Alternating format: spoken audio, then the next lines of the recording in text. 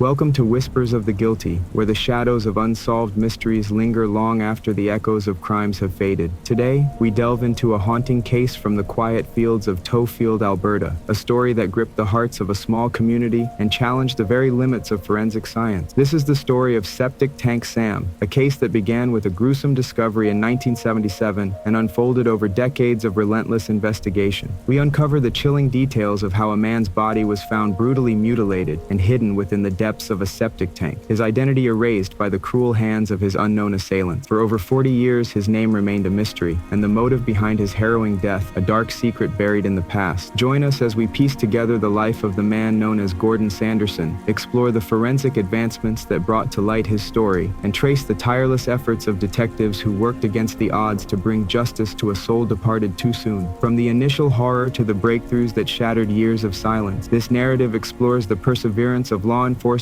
and the resilience of a community haunted by a nightmare. Stay tuned as we step into the shadows with Septic Tank Sam right here on Whispers of the Guilty. On a brisk April morning in 1977, the quiet routine of Tofield, Alberta was shattered by a chilling discovery that would haunt the small town for decades. It began innocuously as Charlie McLeod, a local farmer, returned to his long-abandoned property to retrieve a pump from a seemingly innocuous place, a septic tank. Accompanied by his wife, the routine task took a turn when Charlie spotted a human foot protruding grotesquely from the murky waters of the tank. The sight of the submerged limb prompted an immediate call to the Tofield Royal Canadian Mounted Police. Sergeant Ed Lammers and his team were swiftly at the scene, embarking on the grisly task of uncovering the extent of this grim find. Using simple tools like ice cream pails, they dredged the gooey contents of the 1.8-meter deep tank. The operation, both morbid and meticulous, lasted over an hour before they encountered the full horror, the severely decomposed body of a man, unrecognizable and revealing signs of a brutal end. The local medical examiner's office took charge of the remains, initiating an autopsy that would reveal more about the victim's last torment-filled days. Initial assessments were hindered by the advanced decomposition, accelerated by quicklime, mistakenly used in the belief that it would aid in the body's dissolution. What became clear was that the man had suffered immensely, beaten, burned with a butane torch and cigarettes, and enduring unspeakable mutilations before being fatally shot. Dubbed Septic Tank Sam by the media, the victim's identity was shrouded in mystery, his body clad in a blue work shirt, white t-shirt, blue jeans, and imitation wallaby shoes, all typical but telling no tales. The autopsy speculated the man was about 28 years old, based on dental work that included intact teeth and fillings, suggesting he might have seen a dentist not long before his demise. As the investigation unfolded, it became apparent that Sam was likely not local to Tofield. His physical build suggested he might have been a migrant worker or a transient laborer passing through Alberta's vast landscapes. The methodical concealment of his body suggested a calculated attempt to ensure he would never be found, hinting that the perpetrator might have been someone familiar with both the area and sinister methods of body disposal. The revelation of such a brutal act in their midst left the Tofield community reeling. Local farmers began searching their own properties, fearful of what they might find. The atmosphere was heavy with speculation and dread. Whispers abounded about the possible reasons behind Sam's gruesome end. Rumors of sexual crimes and dark pasts circulated, feeding the mystery. As the RCMP delved deeper, attempting to peel back the layers of this cold case, they circulated dental x-rays among Alberta's dentists and even reached out nationally, hoping to find a match that could shed light on Sam's true identity. Despite these efforts, the trail would soon grow cold, leaving many questions unanswered and a community haunted by the specter of a killer possibly in their midst. In this quiet corner of Alberta, as the story unfolded, the investigation into his death would become a testament to the determination of the Tofield RCMP and the resilience of a community touched by tragedy. As the initial shock of discovering Septic Tank Sam subsided, the painstaking process of investigating his death gained momentum. The Tofield community, although deeply disturbed, rallied in support as law enforcement delved into the complexities of a case that seemed to grow darker with each new finding. The medical examiner's office continued their thorough examination, revealing the extreme brutality brutality Sam had endured. The detailed autopsy report confirmed that Sam was a Caucasian male, contradicting later speculations about his ethnicity. His body bore the scars of torture. He had been tied up, beaten, and burned with cigarettes and a small butane blowtorch, indicating a prolonged and agonizing ordeal. The final blows, 2 gunshot wounds to the head and chest, were likely what ended his life, though the examiner noted that additional bullet wounds might have gone undetected, lost to the ravages of time and chemical damage. In the wake of the autopsy, Sergeant Ed Lammers of the Tofield RCMP became a central figure in the investigation. His determination to solve the case was palpable, as he coordinated efforts to gather clues from the scant evidence available. The items found with Sam, a blue work shirt, white t-shirt, blue jeans, gray woolen socks, and imitation wallaby shoes, offered few leads. The yellow bedsheet and nylon rope used to wrap his body suggested a premeditated act carried out with some degree of planning and knowledge of forensic countermeasures. The use of quicklime,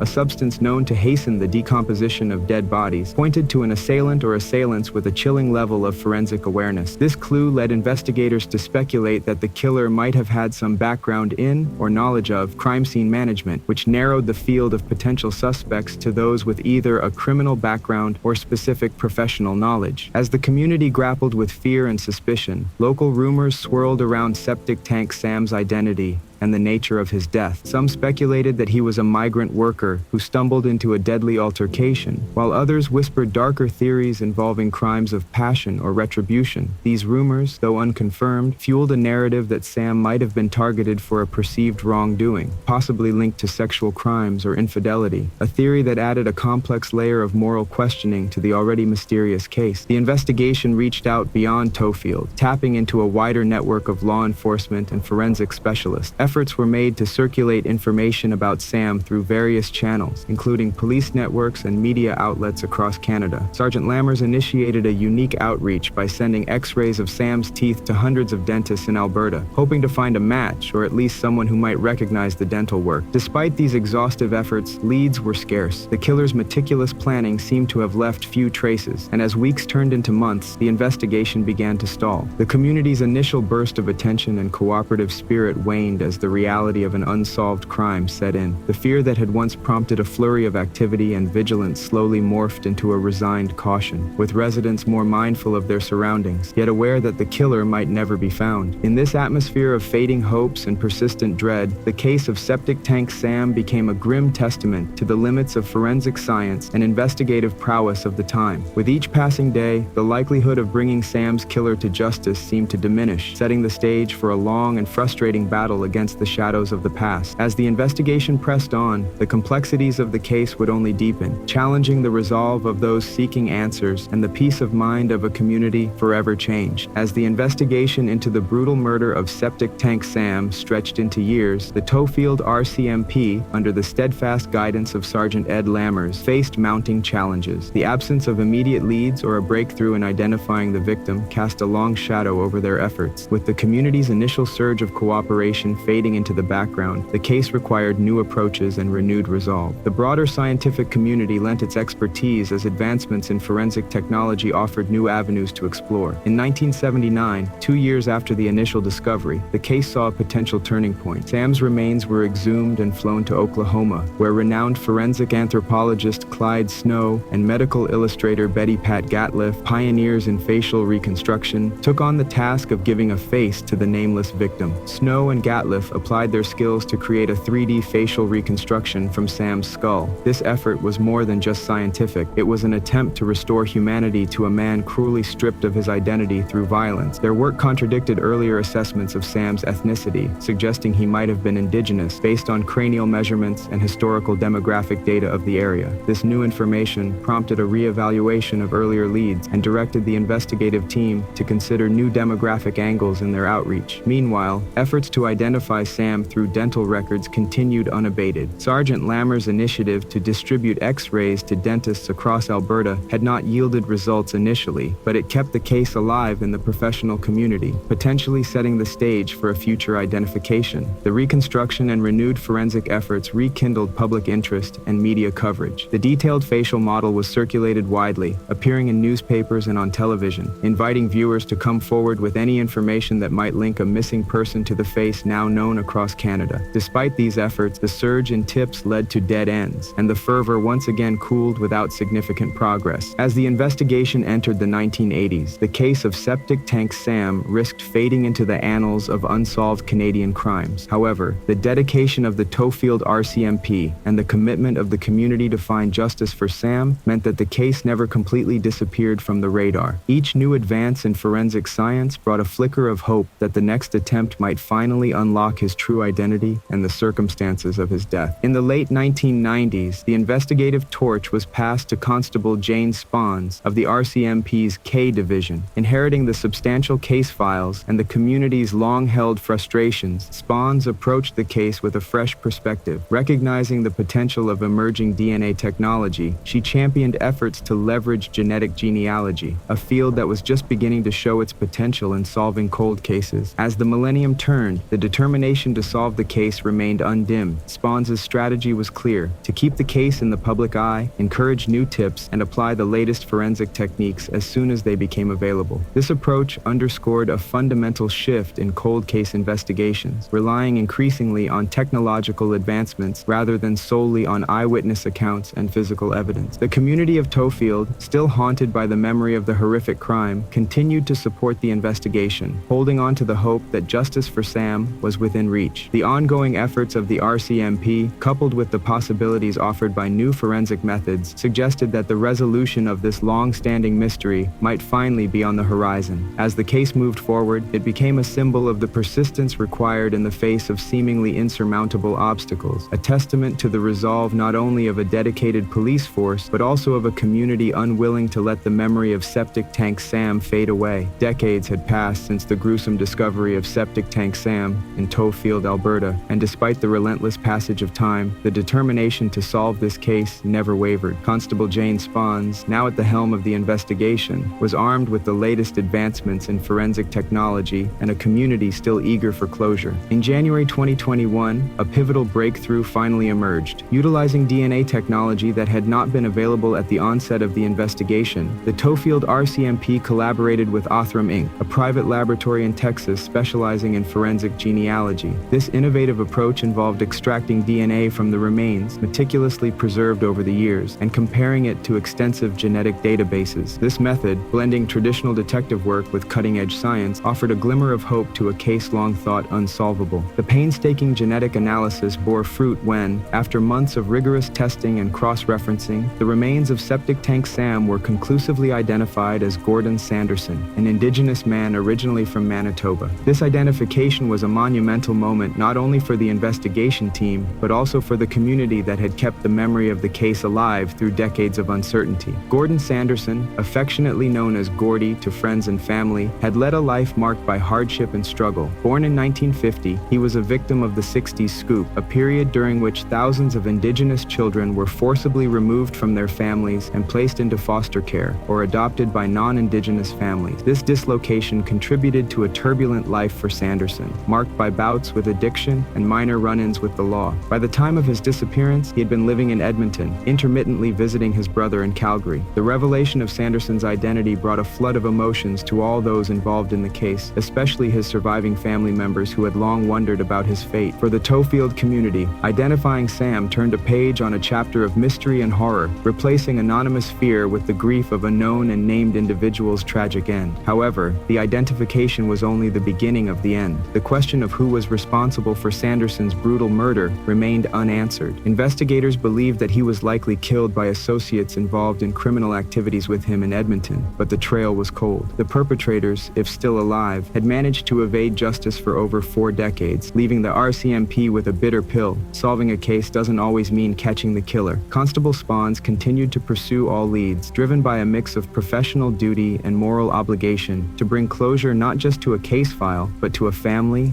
and a community. Identifying Gordy is a huge step, she said, but our work isn't done until those responsible are held accountable. We owe it to Gordy and to Tofield. The resolution of Septic Tank Sam's identity offered a poignant reminder of the human stories behind every cold case. It highlighted the importance of perseverance, the evolution of forensic technology, and the enduring spirit of a community that refused to forget one of its darkest moments. As Tofield and the RCMP looked forward, the case of Septic Tank Sam, Gordon Sanderson, remained a powerful testament to the quest for justice. It underscored the complexities of a criminal investigation and the profound impact of resolving a decades-old mystery. For the residents of Tofield, it was a call to remember, reflect, and learn from the past, ensuring that the lessons gleaned from this tragic story would not be lost to time. Thank you for joining us on this harrowing journey through one of Alberta's most haunting mysteries. As we close this chapter of Whispers of the Guilty, we reflect on the resilience of those who seek justice, the advancements in forensic science that bridge the gap between the known and the unknown, and the community that never forgot one of its darkest moments. While the identity of Gordon Sanderson has been restored, the search for truth does not end here. The pursuit of justice continues, and the hope for closure remains alive. We are reminded that behind every cold case, there are families waiting, communities wondering, and stories untold. Keep the conversation going by sharing your thoughts in the comments below. What theories do you have about the case? How do you think advancements in technology might further aid in solving such mysteries? Join us next time on Whispers of the Guilty, where we will explore another chilling tale from the annals of true crime. Until then, stay curious, stay vigilant, and never forget the stories that await in the shadows.